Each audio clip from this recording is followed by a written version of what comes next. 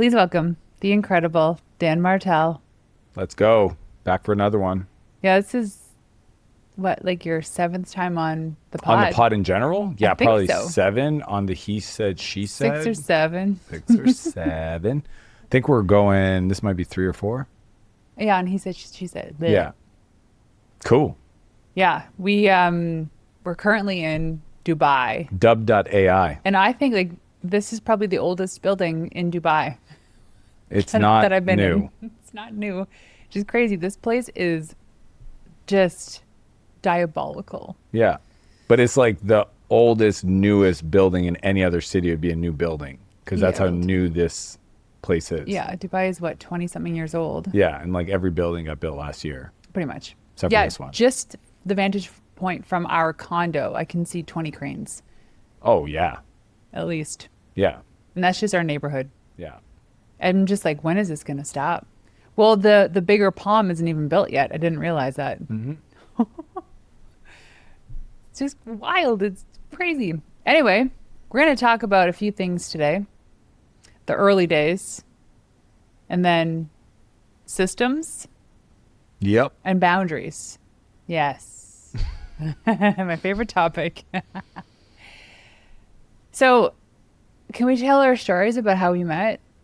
You can tell there's always 3 versions. There's Renee's version, my version, and the truth. So, well, I think it's just our different experiences in the story. But we agreed on kind of where we connected originally was on Twitter.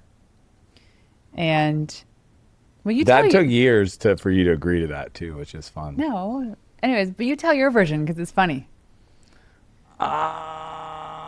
The early days. You want me to go back to like when I first met Renee Warren? Yeah. Well, let me tell you, Renee hit on me on Twitter. And I'll tell you, I'm a sucker for a tall blonde. And when I clicked through her profile picture, I was like, day yum. But she was just doing her job. That's the truth. You were doing PR or something. I was speaking at an event. You reached out to me to like interview me at the event. And I thought, maybe we can parlay this into something more single, very single at the time. And so I reached out to her and we scheduled some time. It was funny because like I showed up at this event. It's in Toronto. I'm living in San Francisco at the time. And, back then I wasn't into the lean and mean macro machine that I am today. I think I was eating a muffin. And I'm coming down the escalator and I'm wearing my Flowtown t-shirt. And I see Renee. And I didn't know she was tall. Definitely knew she was a blonde. Beautiful photos, too. Like you're just, I don't know, you're stunning. So anyways, I see you down there. And I'm like, ooh, there she is.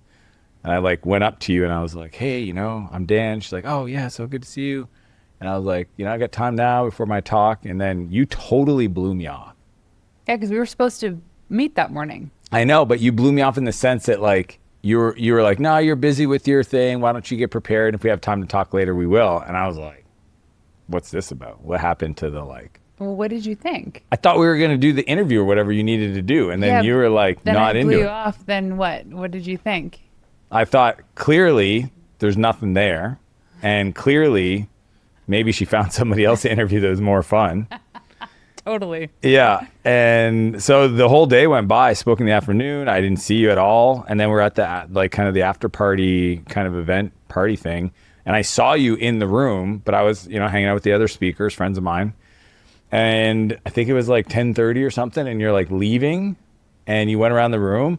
First off, I thought it was awesome that you came and you could like, I just watched you with such confidence, like, you know what I mean? You didn't shy away. You were very kind. You went around. Like, navigating the room. Yeah, you were just like super easygoing. So anyways, I remember at the very end, you were walking out and you kind of turned, you noticed me. You're like, oh, geez, Dan, we never talked. And I was like, yeah. And Renee's like, well, maybe next time you're in town. And I said, oh, no, I'm in town for a few days. Yeah. We're hanging out. And she's like, what? And I was like, yeah, what are you doing tomorrow night? And she's like, I think I have like Ultimate or something. I was playing Ultimate Frisbee at the time. I said, cool. I think this might have been like, Saturday, Sunday, Monday. Yeah. And then eventually I found a day that you couldn't tell me you were busy. And you're like, all right, we'll do that. And I got your cell number through Twitter. I think I called you while you were with your mom. Is that possible? Okay. No. Totally different timeline? Timeline's a little bit different. Anyways, that's okay. Here's what happened. I take her out to dinner because I think we're doing the interview. And we're at this really cool Italian restaurant in a beautiful area of Toronto. Wait, before you drop this nugget, I want to just preface this whole evening. How you say, I'm staying at the Royal York Hotel, which is a beautiful hotel downtown Toronto. It's iconic. You said, meet me in the lobby. We'll go for a drink at the lobby bar. Well, if anyone's ever been to this hotel, they know it's very fancy. And so I'm like, okay, this is kind of fancy. And then from there, you said, oh, I think you had reservations at this really nice Italian restaurant. And we had a couple drinks, and then we took the subway, maybe, and we went to this Italian restaurant. Yeah. So we go to the restaurant, and it's very romantic. And I'm like, okay, we're doing this interview. She's interviewing me about my story and my company, and I'm talking to her about her thing. And like probably 45 minutes into it, Renee goes, you know, I got to say, this has been one of the like coolest dates I've been on in a while. And I go, oh, I didn't know this was a date. And Renee turned beet red. Yeah. And as soon as she did that, I knew it. I knew I was in. Yeah. I knew. Oh man. And you wine and dined me. Oh yeah. Like every single time we met up. Afterwards. Flew Renee to San Francisco, brought her to Napa, brought her to the top restaurants. You did. Sold her on that city. And it took a few months. I think it was like 8 or 9 months.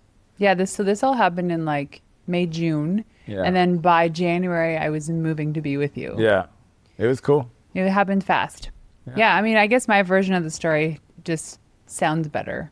Always. There's more detail. Yeah. But I remember when you came down that escalator at the event, it was like in this place called the Mars Center. And you're coming down from like the lobby to like kind of like a basement type conference area. There's these massive skylights at the lobby. So when you come down the escalator, you look up, it's like these beams of sunlight. So when you were coming down, for some reason that morning, you were all by yourself on the escalator. There's nobody else. So the sunlight was hitting you and you had your flow down t-shirt on and of course on your phone. And I was like, wait a second, he's taller and way better looking than I thought. So I got nervous. That's what happened. I got so nervous. And as you got closer to the bottom, all I could see was muffin crumbs all over your Facts. shirt. To this day, I'm a messy eater. And that's when you got to the bottom. You're like, hey, I'm Dan Martell. And I was like, wow, you're really cute in my head. And that's why I blew you off, because I was nervous. You're wild. And I'm like, oh, this guy doesn't even live in interest. town. It's just easier for me to not even to entertain this than to try to figure something out. And then you're like, Yeah. Gotcha. And now what? Almost 16 years later, 15, yeah. 16 years later. It's wild. It'll be 16 years. Many companies, many cities, many trips, many challenges. And I think that's the big thing we wanted to share with everybody today, was just like the early days.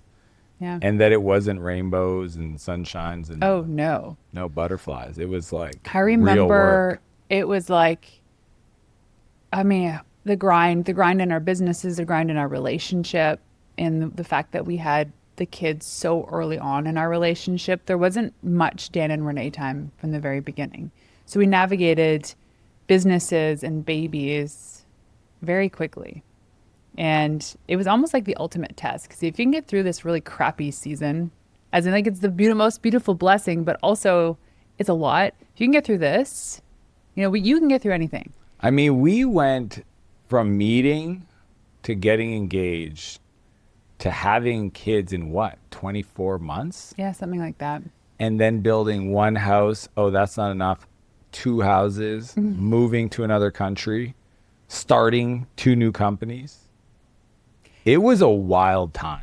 Well, it started by me giving up and selling everything in Canada. Yeah. And showing up, and it was the biggest risk. My parents were like, what are you doing? Who is this guy? Yeah.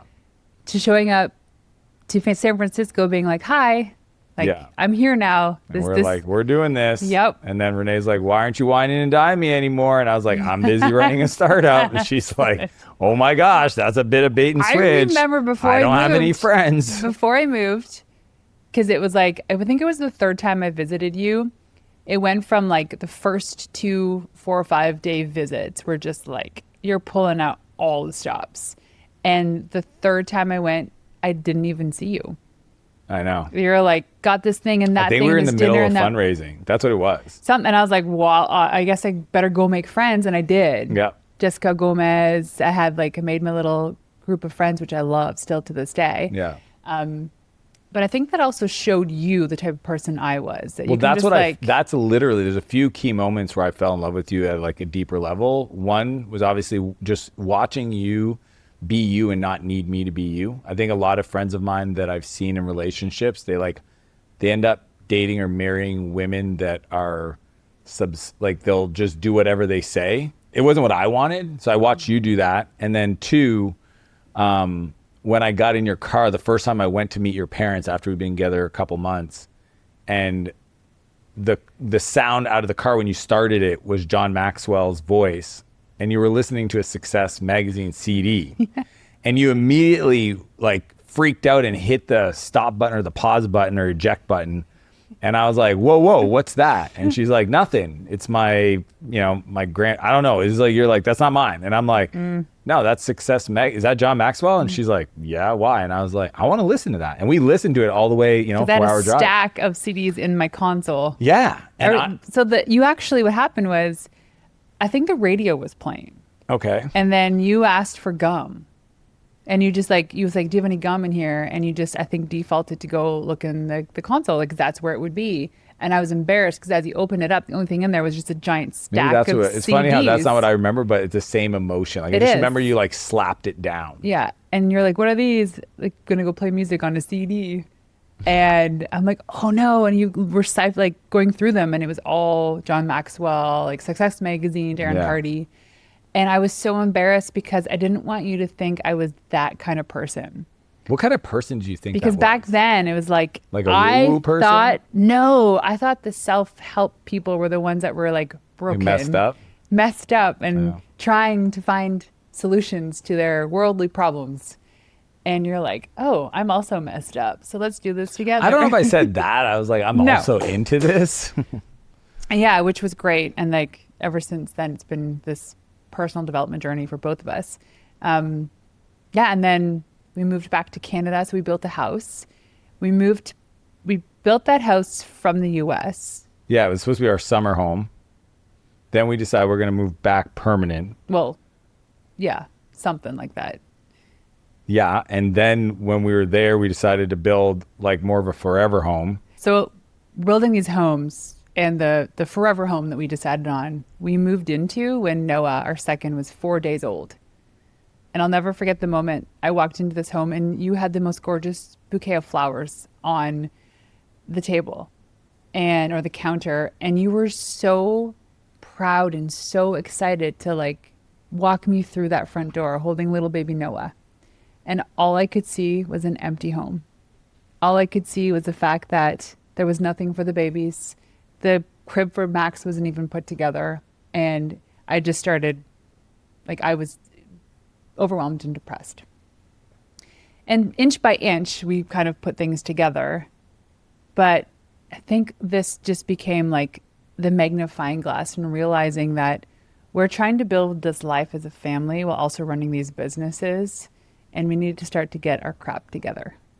And this, because I remember the old house that we just moved out of, we had a cleaning lady come once every 2 weeks, which we thought was enough. Now we have full-time people, which is crazy. But we lived in this town that have the most exquisite, loving human beings. But also, I don't think we're ever really introduced to the idea of having like a house manager or even applying standard operating procedures to a family life. And we were creating a new way of living in a city that had never really seen it before. And it was your town. I didn't know anybody. So for me, it was tough because it was kind of like, I need this help, but people here don't really get help outside of family. And we're going to be the first people to hire. There was a 2-year window where I think emotionally you, and I'm sure you've shared this on the pod with other people, like about your kind of like the impact of having kids. Yeah. Like I was very emotional. Yeah, but it's not even that. It's just like you were like postpartum was like, Oh wow. yeah. Yeah. So it's like here we are. Renee started a new company before we found out she was pregnant. Then she gets pregnant. She has a business partner. Then the move, the house, then the move, then decision to make kind of a more permanent home. So move back to Canada, bigger home, build that. And then literally 3 months after Max is born, you find out you're pregnant with Noah. I'm in the middle of trying to build a brand new company and fundraise. I'm getting friggin' panic attacks. I remember one day I was talking to Marcy, my coach, and I had to she told me to go for a walk and sit on a bench. Like we had to have a real conversation because she's like, what's going on in your life? And I'm like, and I told her and she's like, oh shit, Dan, like, wow. And I was like, what? She's like, most people would be stressed for moving to another city. Most people would be stressed if they built their own home. Most people would be stressed if they had a new child in the family. You've had 2 of those each. Sit down and breathe. And I was like, so I think when I go back, the crazy part is everybody else was doing it different because I think that it was different for them. Like most people, when they have kids, they have their mother-in-law, they have family around, they have support. And we had family around and we did have some support, but not enough considering you and I were both go-getters, right? There's a dozen things we do today that if you took any one of them away, the whole thing would fall down. They're trauma, they're systems in response to trauma. The ones that are non-negotiable for me is that we have a shared calendar. We use it religiously. It is almost like the music sheet of our life. And that way we reduce conflicts, we reduce concerns, we reduce mess ups. It's like everything is in the calendar. Your assistant, my assistant, that. But that started even before we had assistants, right? This is just a non-negotiable. Well, when we first started dating, you never even used a calendar, which still blows my mind. Well, no. So what happened, what's interesting is I used to, and then when I sold my first company, I made a decision. I want to have freedom. So I refused to use a calendar afterwards because I made it, I thought that meant freedom and it meant fucking chaos. All right. So that's what that meant. So I was an idiot and I fixed that. So the calendar came back. It did. And then it was the food because I put on 20 some pounds. Yeah. Dan looked fat. You were chubby. Oh my gosh. I was looking at photos this morning. It's like fucking dad bod full effect mode was in. So then I think originally we hired somebody to start doing all the food. We hired a chef and then we had the night. That's right. The chef. Yeah. Remember? We found him at the farmer's market or something and then he would drop off food and we're trying to figure out how to keep the food cold when nobody was there to pick it up. Then we ended up getting somebody in the house and we had a night nanny. Yeah, that was in the new house, but yeah. The new house, but we had an au pair. We had somebody in the other home, I think, come during the day maybe or at Oh, I remember. Yes. Yes. Yeah, so it was the big thing was realizing our mental health meant more than buying stuff and taking money to buy back our mental health. Yes. Even though I had just bought a brand new car and Renee with her mommy brain one morning backed up and smashed the front of my brand new BMW and came in the house screeching as if one of our childs had died. Well, we had one kid at the time. Yes. I was pregnant with the second. And I jumped out of bed thinking something happened to Max. And to this day, it might be the scariest I've ever been. To this friggin' day. Me too. I thought you were going to be so mad at me. Oh my God. She was screeching. Well, I backed my brand new car into your brand new car. Exactly. I forgot about that. And I was rushing to get out the door because let me just paint this picture too, is Max is he is 3 months old. Yeah, 3 months. And we literally just found out I was pregnant with Noah. And I was driving early morning to go to my team offsite because my team was coming in and we were hosting this offsite. And so imagine all of that with a new mummy and not having had the rest to recuperate, because I was full on with this agency. We were growing, we were doing well. And I had postpartum depression. So if a woman's ever been through that before, it's different for everybody. But for me, I was resentful towards my child. So all these emotions. And I remember when You suggested getting help around the food because now I remember the chef that would come in and he had these very intricate meals and it just wasn't it for us. The food was great, but it was too much. And then I noticed how much that helped. And even if we did the math on how much more expensive each meal was, depending on like if we cooked it ourselves or had the chef. We were paying $2 more. Like it was literally like so dumb. Yeah. It's like, oh, that's $14. The real cost in time is like $12. It's like, and here's what was hard for me wasn't actually having this person come in and deliver us gorgeous meals. It was the conversations happening at like dinner tables with friends, like, oh, you have a chef come cook for you. Oh my gosh, we were getting it left, right, and center. And it got to the point that it was so bad that I was like, I don't even want to do this anymore. I'm not going to talk about this help. And like all the help we got ended up being a big secret for the longest time. Oh yeah. So going back to the like SOPs and the systems that we created for our life, we eventually got to using our calendars more. And now it's like, it's the literal thing that we live by every single day. It's I think it's calendars and rhythms. It's more than a map. Yeah. Like actually, if you look at your calendar, it's the map of the day. It's like, you know where you need. It's actually also your priorities. Yes, your priorities, 100% your priorities. Yeah, to me, it's always the calendar and the bank account. When people are like, oh yeah, my family's so important to me, I'm like, cool, show me your calendar. They're like, why? I go, where is it? Where are the people? Where's the date night? Yeah. Where's the dinner with the family? Where's the you doing your board? Whatever it is, like and what's cool about it is that it's like it's like you can add to it and run the rhythm. You can say repeat every week and then just see if it fits, right? So yeah, calendar was a big one for me. Getting support in the house, and that's what I've always said. That's the language. I didn't hire anybody. I got support. Yeah. The big thing, and I watch you struggle with this, babes, and this is why I think, even yesterday I was saying, you're not the same person, even a year ago, but definitely not when we first met. Because I remember there was all these fears around what people would say, what your mom would say about getting support. And you kept pushing through, right? And you kept like trying more. And sometimes you get mad at whoever we hired and be like, yeah, but they didn't clean. And I'd be like, we can coach So them. here's something so cool about this too is, yes, my parents had some remarks that they said just out All of parents like do. Not knowing that these opportunities existed for help at home. Or belief they have of what that means. Or believe that they deserve it. Yeah. And even that's what it comes down to. At my parents' last visit, which was so cool because they flew out to Kelowna to visit. And my parents are very frugal. They have money, but they're frugal. And my mom was asking me like 4 days before they were flying back home. She goes, Renee, I was thinking, I'm going to ask Dad this, but should we upgrade our seats on the flight to business? And I go, my mom never in her whole life ever considered an upgrade. And I said, 100% you should. She's like, oh, okay, I'm going to go talk to Tom.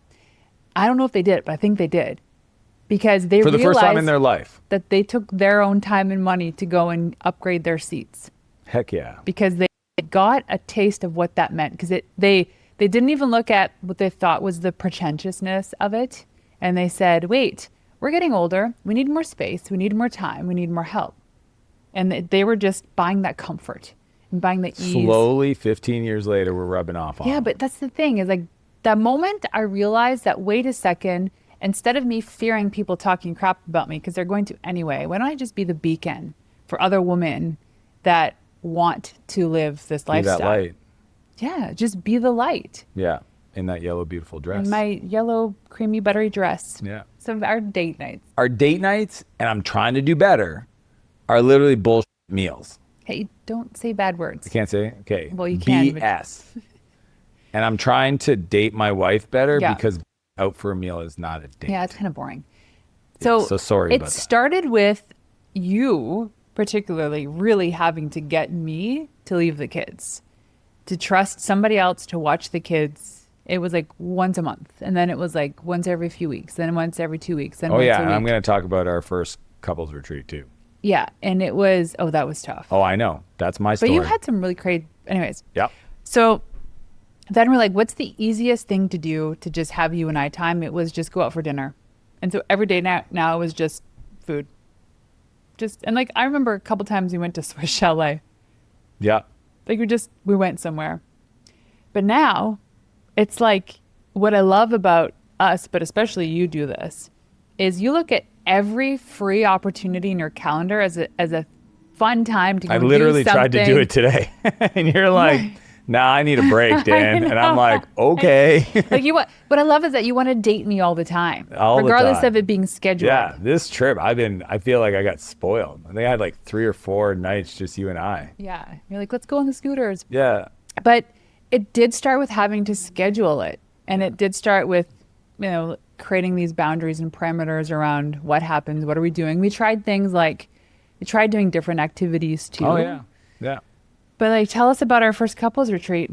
Well, there's a bunch of stuff we do. I like this theme of like, how do we carve out time for ourselves? Because it's really easy with kids to like lose the relationship into the kids. So yeah, date night's a no-brainer. And it's usually, we do this cool thing today we didn't do back then that I really love, which is every second one we invite another couple that we want to invest in the relationship with. So it's not just Renee and Dan, it's Renee, Dan, plus another couple that we admire. Yep. So that's been really a fun upgrade. But probably my favorite, and it's the reason we're on this trip, is our couples retreats. Yeah. Where we essentially take at least every 3 months a 3, 4, 5 day vacation, just you and I, to just be us. And they're like, in the early days, because a lot of people hear this and they go, well, I can't afford that. And it's like, you don't have to pay for any, you can literally borrow your friend's camp. Yeah. Go for one night. Yep. Get a tent. Go camping. I mean, it's our less first was like 2 nights in a hotel. Yeah. It's so bad. She wants to tell the story, but I'm going to tell. No, I'm not telling the story. You're like, tell about the first one. No. I will tell, but this is the illustration. Renee, I remember like I was so adamant. I was like, this is for us. We got to like put our phones away. We put our phones in the car. I was like really freaking structured. I really wanted the us time. Like I missed the Renee before the kids. Mm-hmm. And she's like, I don't feel comfortable. Sorry if I. Do you want me to make a fake accent? That's not what she sounds like. It's just what she sounds like to me when she's mad. But for those watching, she just hit me. No, I do know. I know, but they don't know. Ow, stop. Why are you poking me? Ow. But yeah, I mean, we had our phones in the car and she's like, I don't like this. I don't agree. And she's like, I'm going to go call whoever was taking care of the kids, and she like left the hotel in the middle of Canadian winter. It's freezing outside to go sit because she didn't have the keys to the car. The car was unlocked because it's Canada, and she like sits in the car and turns her phone back on because they were off, and like you were in there for 45 minutes. Just imagine you're shivering, and I'm in the restaurant waiting for her.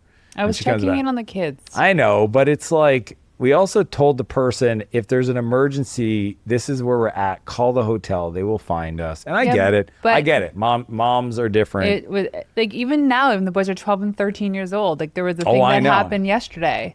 And all my gut was like, oh, I can't leave and go and meet you guys to do the thing. I need to stay here with Max. I know.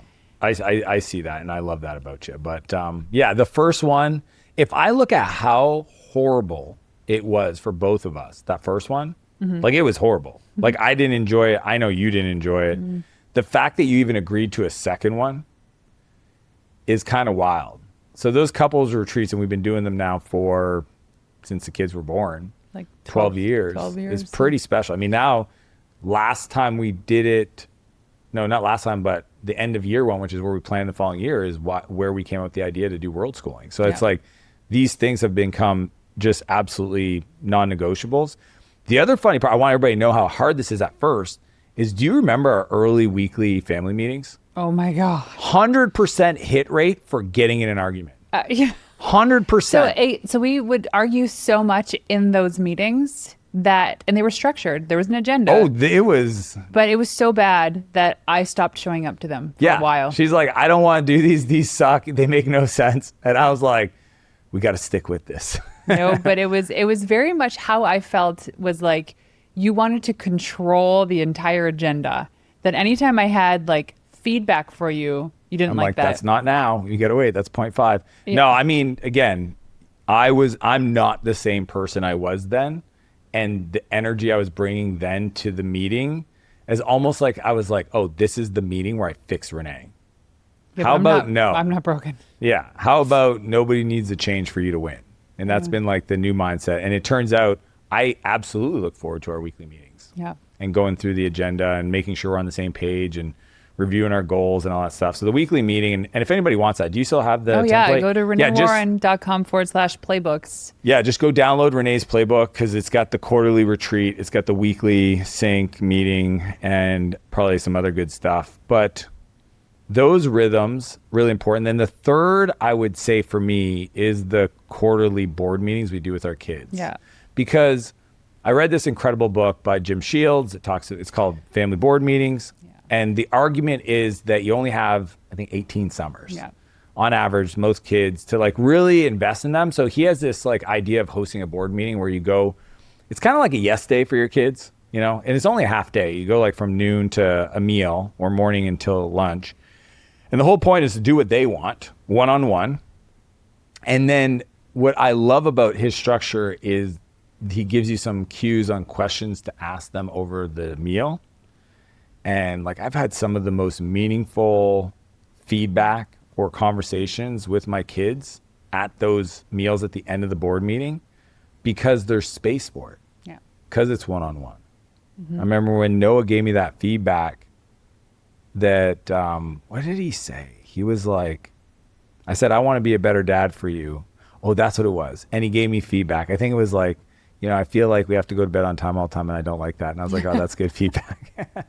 But then because I asked him, he asked me what feedback I have for him. Oh, wow. Yeah. And I said, well, since you asked, you're very cuddly with mama.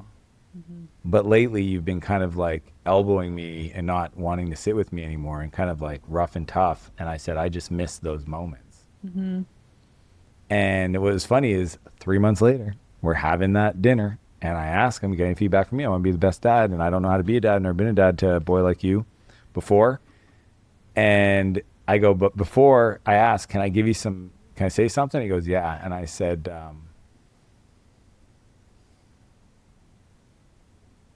I've noticed, like he would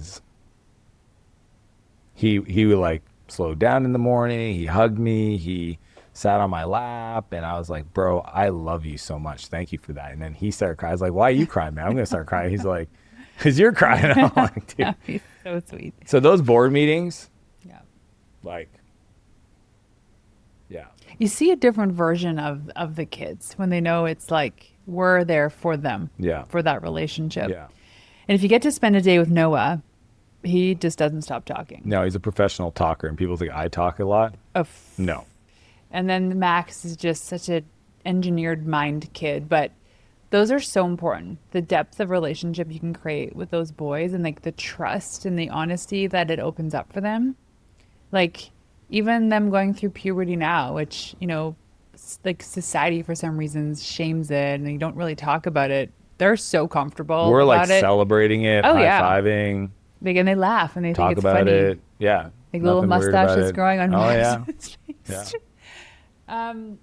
Some of the structures that I've loved too was, I mean, the dinner every night. You got to talk about that because I got that from you, and it's been the biggest blessing. See, I remember when I moved to San Francisco, and it was like 5 p.m., 6 p.m. And, you know, the first couple of weeks, I'm like, why aren't you home? Because in my mind, I just thought it was normal that every family had dinner together. But you weren't, that's not the life you had or lived. I remember dinners were only together on major holidays. So my family, it was like every night. And it was so much fun. We'd play board games, we'd chat. And so I said, hey, is this maybe one thing that we can start doing is having dinners together a couple times a week? And you're like, oh, you're like tweaking. How do I do this? But this was like, before we even had kids. Yeah. And then you made it intentional to come home. And then if you couldn't, you at least let me know. Yeah. Or I remember when Uber came out, I would send Ubers to come pick you up. Yeah. But dinners together are so important. Even now, it doesn't have to be an hour. It's like 20 minutes sometimes. It's just sit, chat, debrief. We talk about the highs, the lows. And one thing I really love that we do is like, I have the mornings with the boys where I make them their breakfasts and I get them ready for the day. And then you have the evenings with them where you put them to bed and you have your like 5-10 minute chats with them. So we both get alone time with the boys all in one day. Every day. And like sometimes you have your night off. I have my night off, which I love. Yeah. Which is me for every Monday. Tuesday. I got Tuesdays. Yeah. So there's that. And then like our procedures that help us with our relationship is like the landings and the takeoffs, just letting each other know we're coming or going. Yeah. That was a wild one to learn because I didn't understand how important it was. And then also like over the years, I know for me, I remember you got mad at me. Not mad. Okay. Renee gave me feedback because she kept seeing that I would post big wins in my life on social media first. Yeah.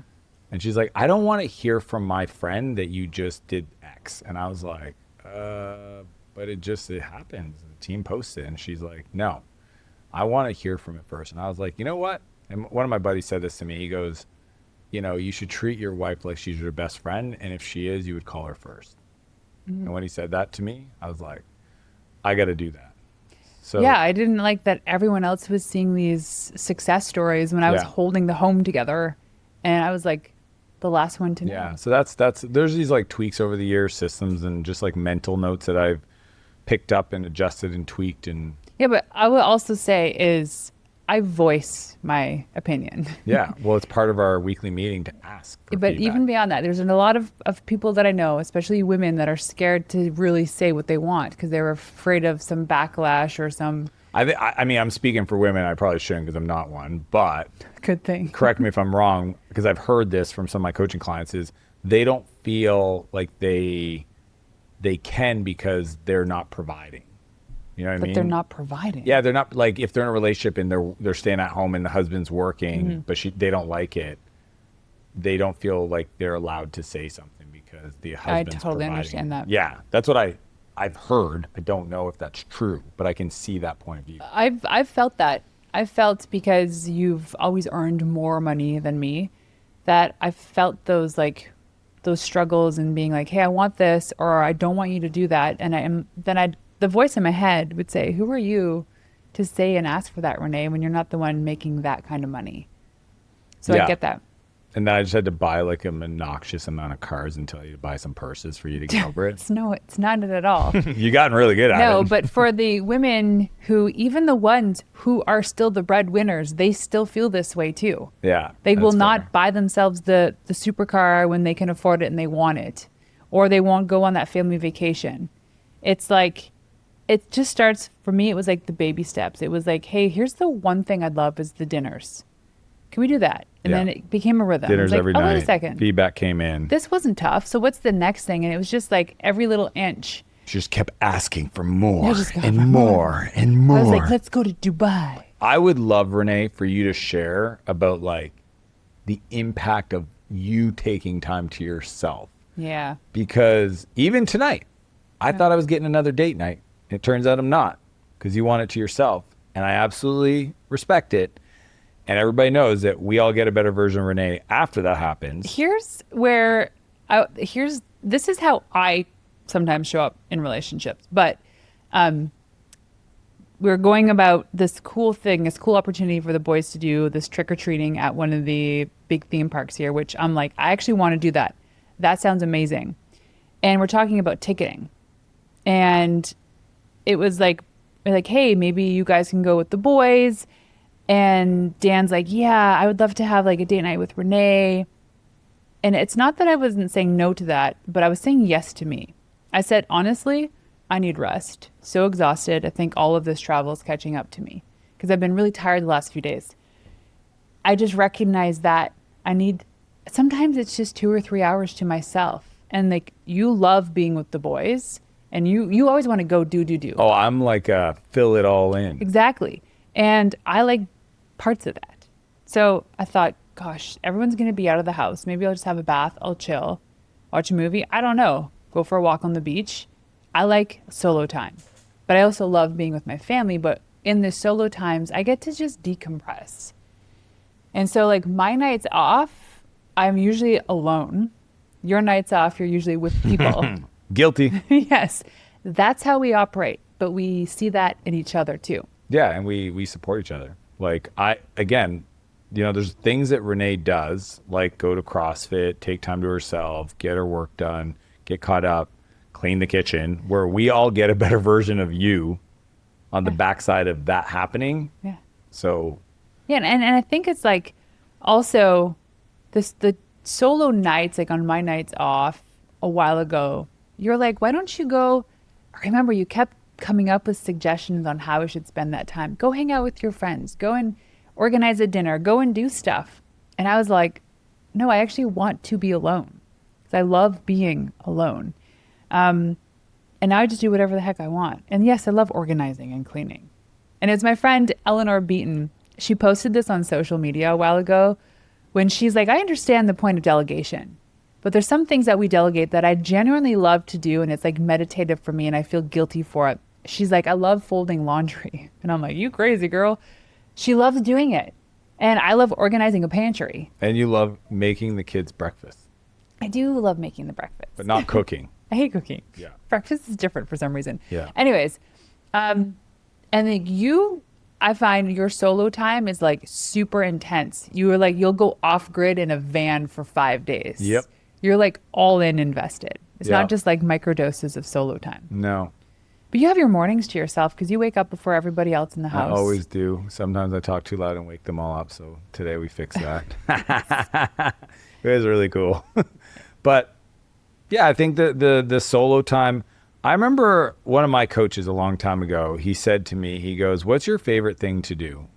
At the time it was snowboarding. I really love backcountry, powder, like just awesome. He goes, if you are like super stressed at work and stressed at home and you go on a 3-day backcountry snowboard trip, are you coming back better for your team and your family? And I said, for sure. Mm-hmm. He goes, then why don't you prioritize that? Yeah. And I was like, well, it's selfish. He goes, how is it selfish if you know they'll get a better version of you that they won't get in 3 days if you keep doing what you're doing? Yeah. And as soon as he said that, I was like, how do I pitch this to Renee? No, just kidding. I always said yes. But I know you did. I'm so glad you joking. brought that up because a lot of women don't. And there's a friend in my community growing up. I remember she posted this on Facebook a while ago. She goes, oh my God, this is a first date night my husband and I have had in 9 years since we had kids. And I'm like, okay. I go, I'm not passing any judgment or shame. Except you hardcore. No. Judge. No, just kidding. But I go, where in our society are we saying a mom has to do everything and be with her kids all the damn time? It's actually toxic. And we even put that time in our calendars as a reminder, hey, you got this solo time, take Yeah. it. It's literally Renee's night off is Monday. Everybody knows. Nobody books it. And even those micro moments, like when you put the kids to bed at night and it's like a 20-minute whatever, I go to bed too and I lay down and that's like my alone time for a minute. Her favorite part of the day is when she gets into clean linen.